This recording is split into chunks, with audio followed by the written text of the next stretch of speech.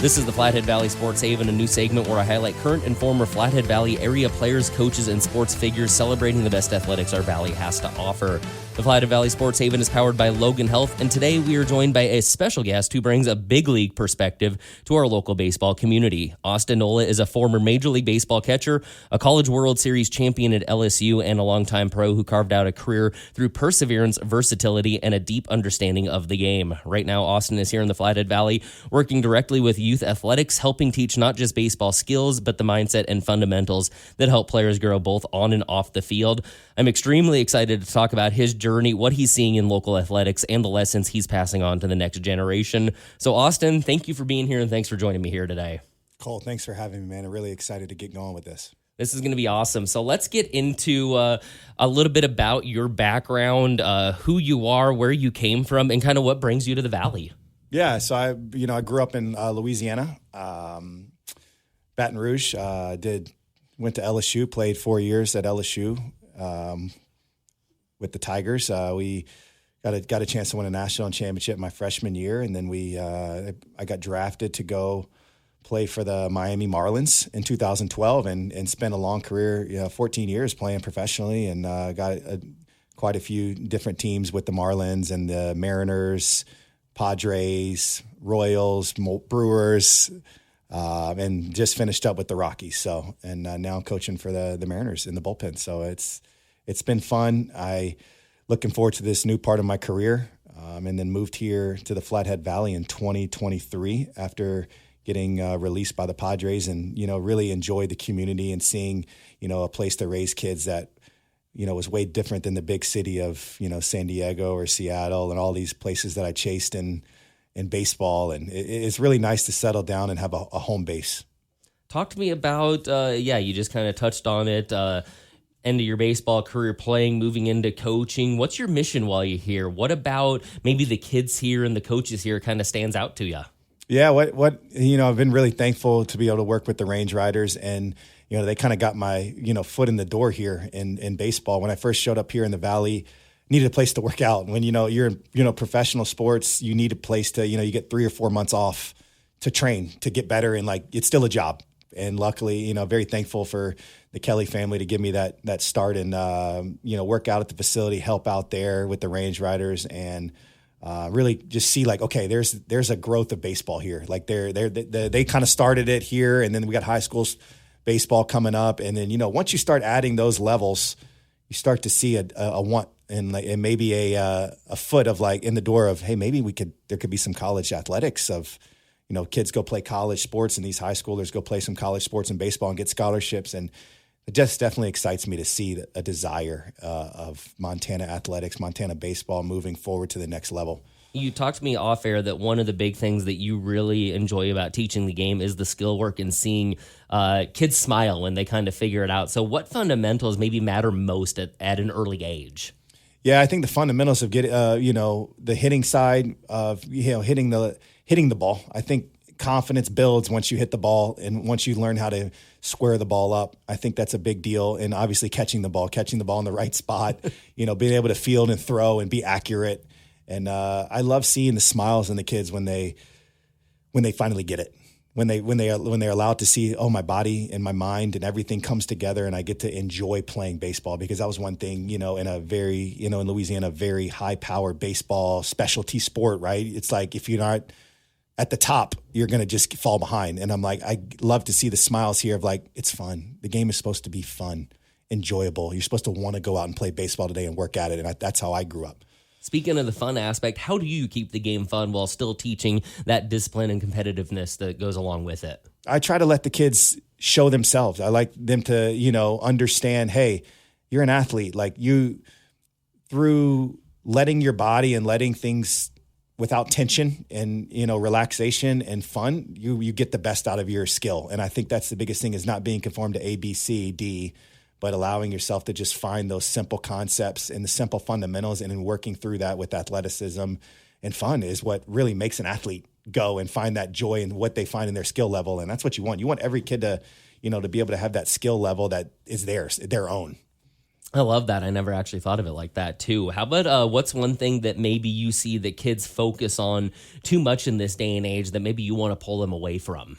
Yeah, I definitely would like to see the kids getting away from wanting to hit home runs and wanting to, hit it over the fence or see how hard they can hit it right now. I want them to learn how to square the ball up. I think that's the biggest thing. It brings confidence and it brings you start to see the smiles when kids start to realize that there can be a part of learning a skill that is effortless, that brings joy when there's not as much effort and there's not as much tension in your body, and you can start to square the ball up and use the elements of nature to work with you versus working against it, right? I love that. How about when you're teaching kids or when you're seeing even not just young kids, but even minor leaguers, collegiate athletes, whoever it may be, what's one lesson you try to make sure that every kid maybe leaves with? Yeah, I want the player to leave with that. What they did was in learning that skill, they begin to eliminate tension and begin to eliminate doubt. I think the biggest killers in baseball and a lot of skill work and a lot of joy is tension and doubt. And I think if we can walk away from a work time, eliminating tension in your body, in your mind, and then doubt in your mind. I think if you can eliminate those, the sky's the limit. How about let's go into your journey here a little bit. Obviously, a Major League Baseball player, you did it for a long time. I know, just kind of reaching back through my notes and everything, you didn't quite reach the majors until later on in your career. But what kept you believing? What kept that light bulb going that, hey, I know I'm going to make it someday? And I think you made it, you were 29 when you first made it? Yeah, I didn't make it up till I was 29 and a half. Yeah, I was about to quit in 15, 16. I came up out of LSU as a top shortstop at LSU and then drafted in the Miami organization in the 5th round. Worked my way up all the way to AAA as a shortstop and thought I just had I was going to have this magical run to the major leagues as a shortstop out of LSU, and I just thought I was the man. And then you realize that once you get to the highest level and it's tougher than what you think. You thought, I just went from low A, high A, double A, triple A. I'm just going to roll right through this thing into the big leagues. And I hit a roadblock, a pretty stiff roadblock. And once I hit that roadblock, I had the initial of wanting to quit, of wanting to go try something else. I was like, you start once you hit that roadblock, you get down on yourself and you start to ask questions of is this for me? Should I keep doing this? Am I wasting time? Am I climbing uphill? Am I in sand? I feel like I'm in sand every day. And I was like, I'll just go back. I was playing AAA in New Orleans, so I was close to home. I was an hour away from where my family was and my dad. And I was like, well, I might just go, do some construction or, maybe I'll join the military. I'm 25, 26. Maybe I'll do something worthwhile, right? Something with my life instead of just chasing some stupid baseball dream to get to the big leagues when I'm in AAA doing nothing, right? Sitting on the bench. And I had a coach come up to me and I asked him, I said, what's it going to take for me to get to the big leagues? I want you to be straight up with me. Be as honest as you can be. I don't want to hear any BS. And he's like, well, I'm going to tell you right now. He goes, do you really want to hear it? I go, yeah, I want to hear it. He goes, well, you're not fast. You don't steal bases. You don't hit for power. He goes, you don't even really hit for an high average. And I was like, goodness gracious. He's like, you don't have much range as an infielder. And I'm like, what? He's telling me all the things I stink at. And I'm like, well, then why am I even here? He's like, you ever thought about catching? Okay. I was like, no, I'm 26 years old, about to be 27. Why would I try to become a catcher? I'm in AAA. I'm one step from the big leagues. Wouldn't you just keep pushing or just go try something else? And he's like, I'd give catching a chance if I were you. I was like, oh man, I don't know if I really want to do this. I don't want to go back to low A or double A and learn catching and, And he's like, seriously, think about it. He goes, come back to me tomorrow. And say, if you want to show up tomorrow, I'll have a catcher's mitt waiting in the cage for you at noon if you want to show up. So I go home and I'm like, my mind's racing. I'm like, for real? Am I going to really do this? So I call up my mom and dad. And I'm like, hey, mom, dad, what's going on? They're like, oh yeah, I saw you didn't play today. I'm like, no, I'm playing infield tomorrow. And they're like, oh, I go, hey, what do you think about me becoming a catcher? They're like, are you crazy? That would be ridiculous. You're 26 and you're about to be in the big leagues. You're in AAA. I'm like, oh man, I don't know. They're like, that would be just dumb for you to become a catcher. And I'm like, man, 0 for 1. So I call my brother, and he's with the Phillies in the big leagues at the time. And I'm like, hey, Aaron, what do you think about me becoming a catcher? And he goes, that's absolutely insane. Why would you do that? You're the best shortstop I've ever played with at LSU. And I'm like, oh my gosh, is this stupid? Like I'm 0 for 2 right now with my family members of thinking, like, supporting me in this like career change. I mean, this like position change in my career. So I call up my wife, or my girlfriend at the time, who's now my wife, Michelle. And I'm like, hey, what do you think about me becoming a catcher? And she's like, I'm all in. Why not? What could it hurt? You're on the bench anyway. I'm like, man, I'm going to marry this woman here I better be with her the rest. She believes in me, and I always mess with my parents. I'm like, you guys didn't believe in me. So I showed up that day and I was like, what's the worst thing happened? I learned a new position. This takes a little bit of discipline, a little bit of effort, a little bit of discomfort. And I got to the big leagues in 2 years after that. This guy, Paul Phillips, worked with me for 2 years, got me to the big leagues, and I should have spent 5 years in the big leagues. That's crazy. As a catcher. That's absolutely awesome. Mariners gave me my first opening in the big leagues, and I ran with it and had just so much fun catching. And my passion is catching.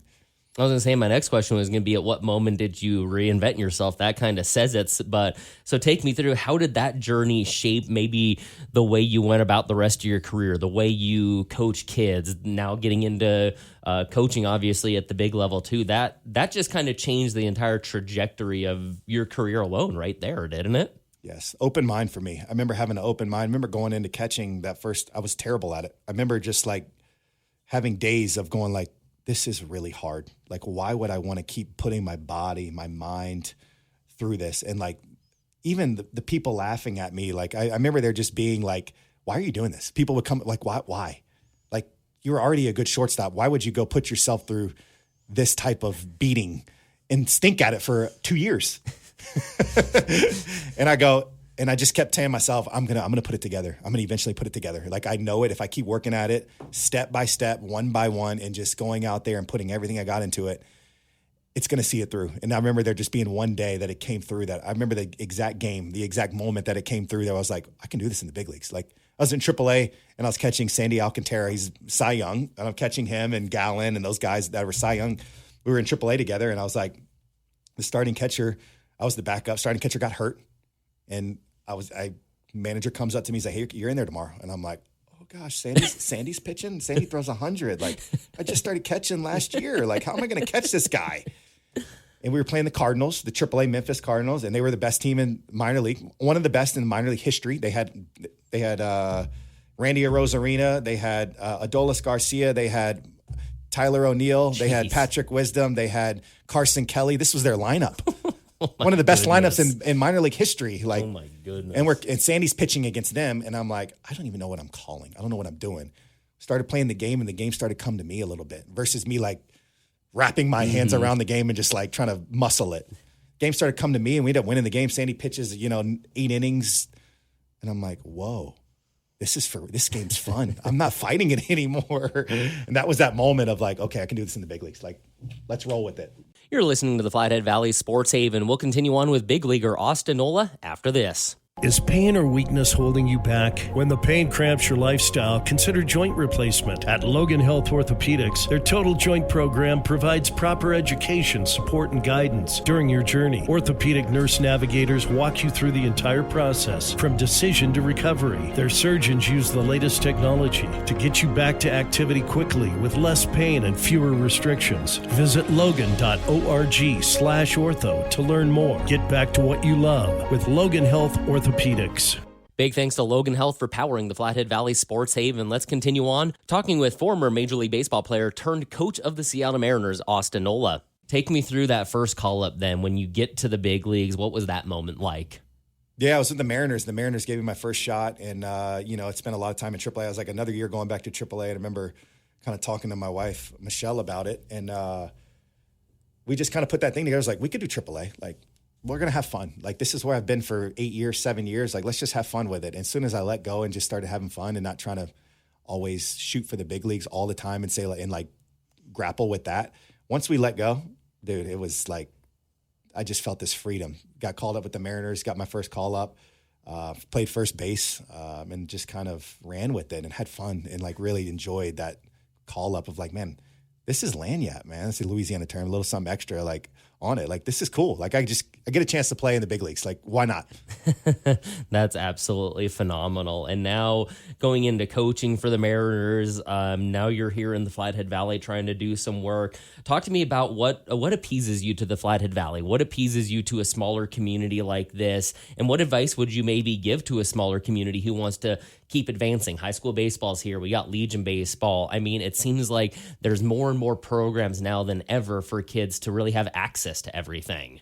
It's growing here. I start to see a desire from parents, start to desire from the players of like wanting to see this thing through. Like, I really am excited to see the athleticism of these young athletes, of how athletic they are, of how built around, not just one sport. You go to a lot of these bigger cities and guys you have to specialize. Like, you go to California and you go to Washington, you got to specialize. The athletics are a little bit more higher advanced and there's not as much opportunity at the highest level. And I like the athleticism here. I think that really plays a big part in balance and all the things that make good hitters and make good baseball players. It appeases me a lot. And I really want to see it through, that we start to see some college baseball players get to the next level and come back and show their younger teammates that they had, whenever they were in high school, like, it's doable. Once it's like the 4-minute mile, when they started seeing one guy do it, it's like, oh, we can do this. And that excites me a lot, to see like this desire of like, if we can get it there, like, hey, we can do it. Like, there can be some like really good players come out of here that put some time and effort into it and learn the right way. You made a really good point about specializing in bigger cities. One thing that I've always stuck true is I love seeing multi-sport athletes. Are you a big proponent of being a multi-sport athlete? Because it seems like if you're good in one sport, it's only going to help you in that sport that you want to be good at to play other sports. Huge proponent of it, because a lot of my buddies that were multi-sport athletes, just seeing their ability to adjust and learn skills was just way higher than the non-multi-sport athletes. A guy that played football or basketball or hockey, or some of my favorite guys that I worked with and played with were hockey players. Jake Cronenworth with the Padres, hockey player. I'm talking about like one of the more athletic infielders and hitters. I think his ability to pick up skills was just way easier. And I think it helps so much if you don't specialize in sports and you play all these different sports and learn the different traits that each sports have that it teaches you. I think it will make you a better baseball player as you move forward. Gotcha. I love that. And then obviously in the Flathead Valley, resources, exposure is a little more limited here, obviously. So how can athletes here make the most of that limited exposure or resources? What do they need to do? I think a lot of it is the work ethic. I think, you keep that high work ethic in all your sports, as we get better in baseball here and we start to expand a little bit in the baseball and, find a couple right drills that will help these guys. And once these coaches come in and start to see, oh, these guys they believe in themselves. Confidence and walking around with confidence on a baseball field, you can tell. And I think once the coaches and college coaches and the scouts come in and see that aura of a player of like, he's confident in who he is, and not being lazy on the field and not showing up with like this nonchalant attitude of like, there's a desire to play and win. Oh man, you're going to start to see like a change. And once other players start to see that confidence of these college players that are going to play at the next level, they start to see this like walking around on a baseball field of, yeah, I'm a dude, I'm a guy. Like, I'm not just here to play for my high school. Like, I'm here to like take it to the next level. You're going to start to see a higher level of player once they start to feel that and see that. That's awesome. And something that's cool here about Montana now is now we have high school baseball. I think this coming spring will be the 4th season for high school baseball here in the state. It starts in March and runs through May. Obviously, Legion baseball has been around forever. It's still here in Montana. How much do you think maybe having high school baseball helps maybe some of these kids who maybe can't play a full Legion season, or maybe Legion players who maybe can't play high school? As soon as they come together and work together, that's going to be huge. But to have high school baseball, I feel like it's been huge these last couple of years. Yeah, high school baseball is going to get all the excitement for like, the teams, high schools. You create the rivalries. I think that's huge in baseball. I think you got to learn how to have the fun. And I think high school baseball is fun. Like, I love Legion and I love summer ball, but at some point it becomes like, it's more about you. And I think high school baseball brings the team aspect of, we can get better as a team. And I think once you start seeing yourself get better as a team and a winning team, it helps everybody around. Winning baseball players help each other. And I think when you put it on a high school team and kids you go to school with, and you start to see yourself beat another rival, and then you start working yourself through a state tournament, and you start going like, man, we're helping each other out. Like, I have a good year, my buddy has a good year. Like, we're all having good years to help ourselves get to the next level. All right, I got a couple of just fun questions I want to ask you now. Not really rapid fire, but they're kind of in a rapid fire style. Give me a favorite MLB ballpark. Oh, man. Petco, Padres. Not T-Mobile? Petco's still my favorite. Okay. I love Petco. What about it makes it your favorite? It's like a little league field. You feel like you're playing in, the backyard. You have this humongous high, this stands go super high behind you, but you look out to the field and you're like, well, it feels like a little league field. Like, this is cool. Like, I have all awesome. this, it's a high, really loud, but then, the fans are on top of you, but it's got that like outdoor little league feel. Awesome. How about toughest pitcher you have ever faced? Garrett Cole. Obviously, I think you and I can both agree hitting the baseball is probably the hardest thing to do in sports. How truly hard is it to hit a baseball at the major league level? Yeah, facing somebody that, is making a ton of money and they're the best at their craft, trying to get you out and they know exactly what they're going to throw, and they can mix it up and they can move it around and they can throw it up and in and they can throw it down and away and they have control over it. I mean, I would say it's just the hardest skill to do because you have to be able to square that up. We have a bat and they have a ball and it's moving. You don't know what's coming. The changing speeds, changing angles, changing your eyes, throwing it up and in, moving you a little bit. And like, I don't think there's anything that compares to it. Maybe NFL quarterback might be harder. I don't know. But I think as from a skill perspective, hitting a baseball at 95 that's moving and you don't know where it's going or what. So on the other side, how do you hit a baseball? Lots of practice, a lot of play and pepper, a lot of trust. And like I said, if you can eliminate tension and doubt and just see the ball and hit the ball without tension and doubt in your mind, you will hit it. It's a hand-eye coordination sport, and it will always be till the end of time.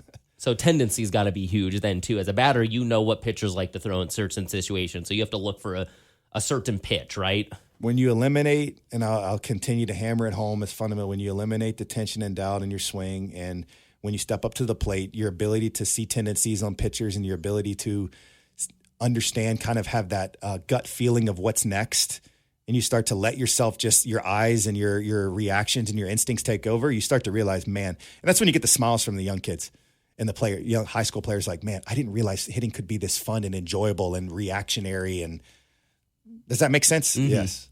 How about one drill every young player should do daily? Pepper drill. I don't know if you know what pepper is, and I keep telling all of my young baseball players here in town is like, the better you get playing at pepper, the better you will be at squaring the ball up. And when you square the ball up with that bat and the ball coming in at 90 miles an hour, you don't have to do much. It will take care of itself. For you personally, catcher or hitter, which is harder? Hitter. Hands down. One word to describe baseball in the Flathead Valley so far that you've seen? Growth. Best piece of advice you've ever received? The best piece of advice was let the game. Let me try to phrase it the exact way it was phrased to me. Stop chasing the game. It will only run from you. Let it come to you. I like that. That's a good one. And now that I got through that, I want to ask you, we kind of talked about this on air before you came on, but you're now moving into coaching with the Seattle Mariners. You're going to be a full-time big league coach. You have a home here in the Flathead Valley. Obviously, you have a family. Take me through this next jump in your career. How excited are you to jump into coaching with an organization that just was literally a pitch away from going to the World Series? I'm excited. Yeah, when they called me, it was just, I was elated to hear, that they wanted me, and to be around the guys that they have, the coaching staff, the players, and Cal and Julio and a lot of their leadership. It was a no-brainer for me. I had signed with the Braves to play, and that was really hard. But man, to hear from the Mariners, a team that gave me my first shot into the big leagues, it was a dream come true. To be able to do this and just get it started. I know it's going to be hard. I know coaching is not. It's difficult. Like you're really out there and you're really there to help the player get better. And I think that's why I can't lose sight of that it's all about the player. It's all about watching the development of the player and helping them be the best they can be on the field and helping our organization win.